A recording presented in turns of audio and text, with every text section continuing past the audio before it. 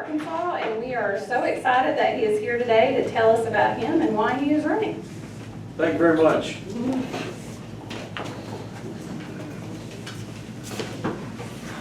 Thank you. I used to do a radio talk show here in Central Arkansas, a little thing we like to call News Radio 1029 KARN. And We do miss you. thank you very much. You can hear me 5 days a week at docwashburnshow.com. I still do a show every day there, and I appreciate that very much. Early on, after I'd only been here 2 or 3 years, because I wound up doing it for 7 years and 3 months, after I'd only been doing it for 2 or 3 years, every once in a while I'd have somebody call and say, well, the first time I heard you, I've been listening to you ever since you got here, and the first time I heard you, I figured they're going to run him off pretty quick. So glad you're still here. So yeah, it lasted 7 years and 3 months. They fired me because I would not go with the company's vaccine mandate. They fired a number of people. Cumulus Media is the second biggest radio company in America. They fired a number of people across the country.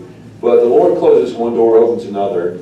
And some of my friends actually financially invested in getting the podcast off the ground in October, like 4 days after my last show on the radio. And then within a month or so, we had several advertisers, so it's making some money, so that's a good thing. People have asked me from time to time to run for office, and I've always said, you got the wrong guy, I'm not cut out for that. I'm a talk show host.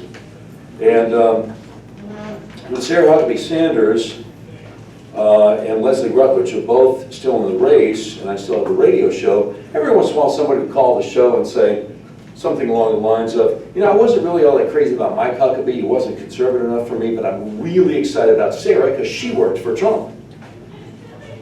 And I was kind of like, well, we'll see how that works out. Because, I mean, I didn't have I didn't know who I was going to vote for. I had issues with both of them, and I just, you know, I guess I'll pray about it when the primary comes around and we'll figure something out. So, anyway, you know, they got Tim out, they got Leslie out, and then it's like late January, early February, Sarah went on her Facebook page and endorsed Senator John Bozeman for re-election, who said that President Trump's at least partially responsible for the violence of January 6th at the Capitol and could be criminally investigated and prosecuted. She endorsed French Hill for re-election, who said the idea the election was stolen is a fiction and a fallacy. Donald Trump's rhetoric leading up to January 6th is unforgivable. French Hill voted to keep Liz Cheney in House Republican leadership because she's such an outstanding conservative after she voted to impeach Trump, and voted for Nancy Pelosi's sham January 6th committee, which is basically going after Trump supporters who had been out of the Trump administration for years before January 6th happened.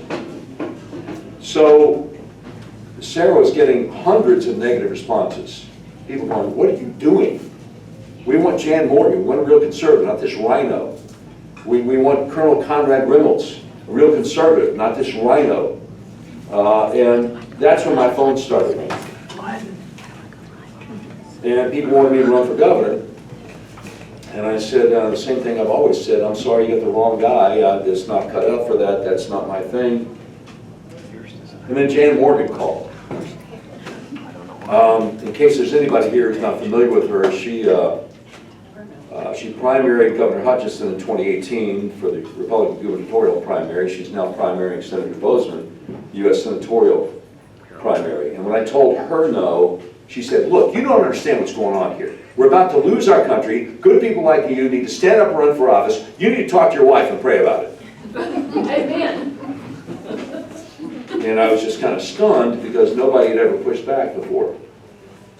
And, you know, you tell a Christian to talk to his wife and pray about something, what are you going to say, no? I mean, okay, all right, Jay, I'll talk to my wife and pray about it. So I did, and we did, and my wife said, look, this is way over my head. I trust your judgment.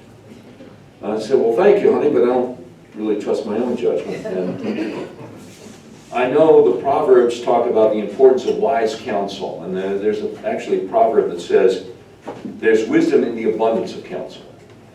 So the next evening, Monday, February 7th, I met with 10 or 11 people in a conference room of a church here in North Little Rock And we kicked it around for 2.5 hours. And I remember two main questions that they had. The number one question was, if you announce you're going to run for governor, would this be just a publicity stunt to give publicity for your podcast, or will you actually be thinking about trying to win? I said, well, no, I'd be trying to win. I mean, there's no point in running for governor if you're not in it to win it.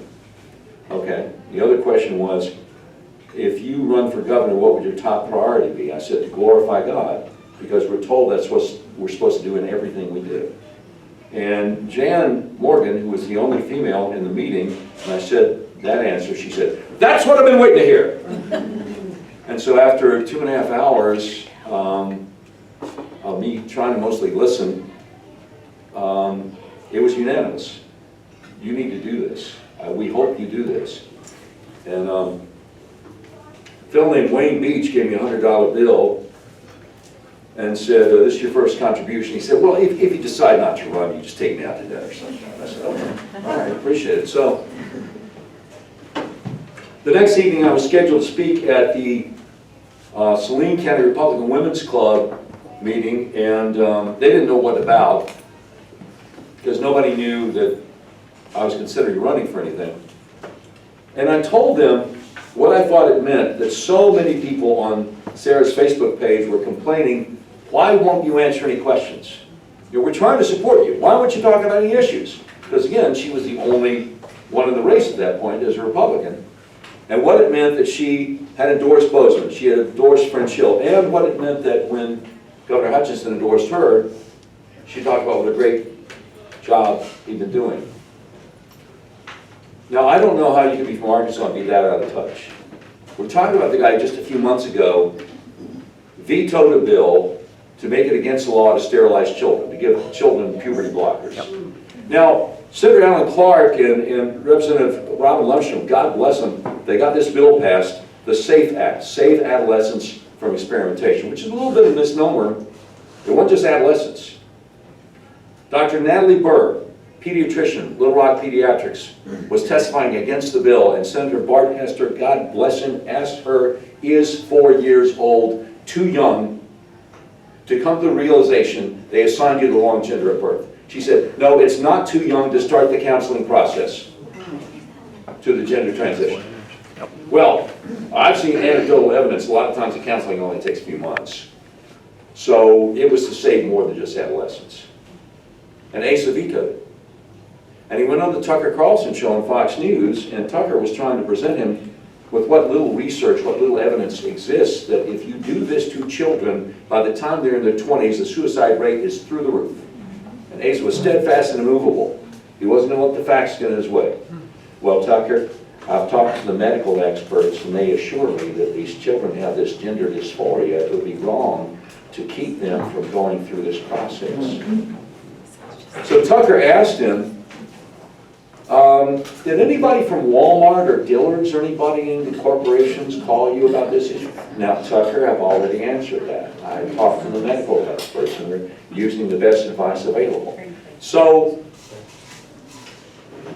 a lot of Arkansans saw that interview, but didn't see the update the next night. The next evening, Tucker said, hey, we had the governor of Arkansas on last night about this transgender chemical castration thing. Well, it was obvious within 60 seconds when Ace was on, he had no idea there was a difference between chemical castration and surgical castration. Now, Tucker, I said, if it's just the castration, I would have vetoed it. I wouldn't have vetoed it. Chemical castration, surgical castration, no idea. He didn't. Anyway, so the next night, Tucker's like, hey, we had the governor of Arkansas on last night, and here's what I said, here's what he said, and I asked him, did anybody from Walmart or Dillard's call? So then Tucker played video from a few days earlier. Ace was on a different Fox News show, in which he said, you know, we have major multinational corporations based in Arkansas. They're very concerned about this issue. Tucker Carlson looks in the camera and says, so he lied to us. Yep. So this is the guy that Sarah thinks has been doing a good job. Mask mandates for 5-year-olds. Shutting down small businesses in 2010. Telling restaurants and bars you got to close up at 10 because I guess the Wu flu is very nocturnal. It's really dangerous around 11 o'clock or midnight. Telling people you got to wear the mask. So you sit down at the table, make a drink order, and then you take your mask off, because the wooflu is also very polite. It's not gonna jump on you at the dinner table. This is a guy who's been doing a great job. So give me a break.